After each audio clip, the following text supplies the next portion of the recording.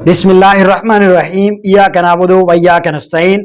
आज अडियाला जेल से इमरान खान साहब ने एक दो टोक पैगाम जारी किया है स्टैब्लिशमेंट के हवाले से और अदलिया के हवाले से।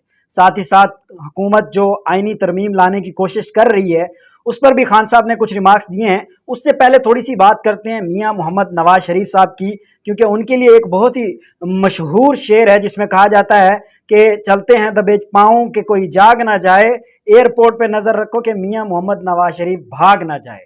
सेम एज इट इज आज मरियम नवाज ने भी एक बात की है जिसमें उन्होंने कहा कि हुकूमत तो आनी जानी चीज है और कोई पता नहीं कि मैं इक़्तिदार में कब तक हूं, मगर जब तक हूं मैं ये चाहती हूं कि अवाम के लिए कुछ अच्छा कर जाऊं।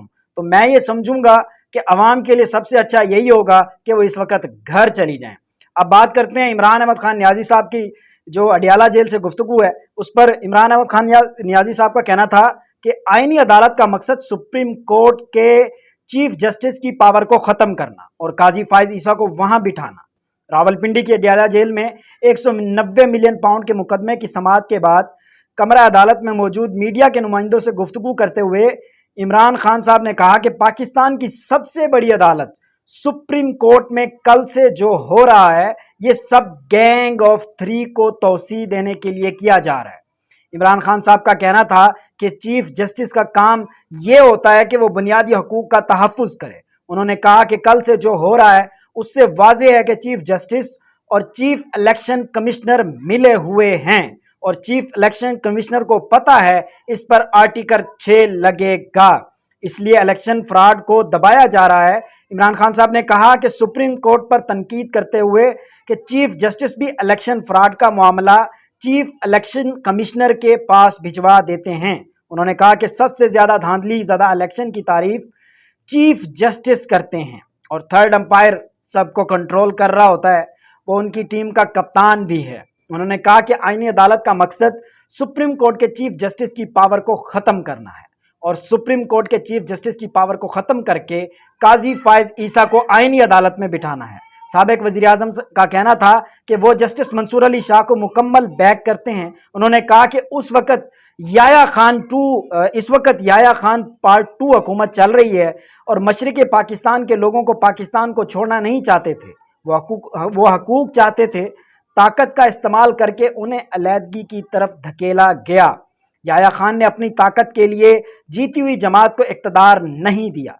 कमरा अदालत में मौजूद साफ़ी रिजवान काजी के मुताबिक इमरान खान साहब ने हुकूमत पर तनकीद करते हुए कहा कि उन्होंने मुल्क का बेड़ा गर्क तो कर दिया है, अब सुप्रीम कोर्ट को भी तबाह करने की कोशिश कर रहे हैं। इमरान खान साहब ने इल्ज़ाम लगाया कि यहाँ सारे फैसले लिखे हुए आते हैं और जजेस आकर सुना देते हैं और ये चाहते हैं कि सुप्रीम कोर्ट और हाई कोर्ट के जजेस भी ताबे हो जाएं।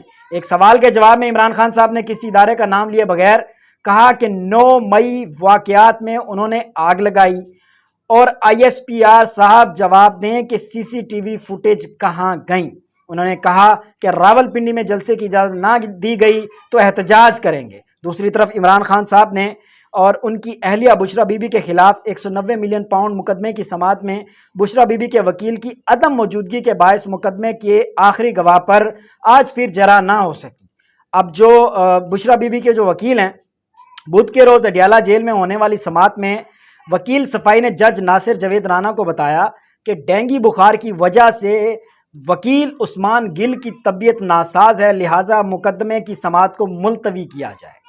जिस पर नैब प्रोसिक्यूटर ने एतराज़ उठाते हुए कहा कि बुशरा बीबी की जानिब से 4 वकला की वकालतनामे अदालत में जमा हैं, उस्मान गिल मौजूद नहीं तो दीगर 3 वकला में से कोई भी इजरा कर ले।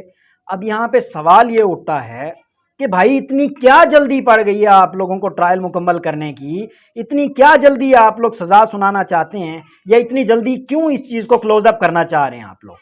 नैब प्रोसिक्यूटर का कहना था कि इस्लामाबाद हाई कोर्ट से केस की समाअत जारी रखने की हिदायत पर ये खुद लेकर आए हैं और अब खुद इन अहकामात की खिलाफ वर्जी कर रहे हैं।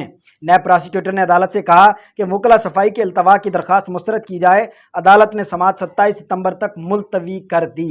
अभी तक के लिए इतना ही। अपना ख्याल रखिएगा। अल्लाह हाफिज़।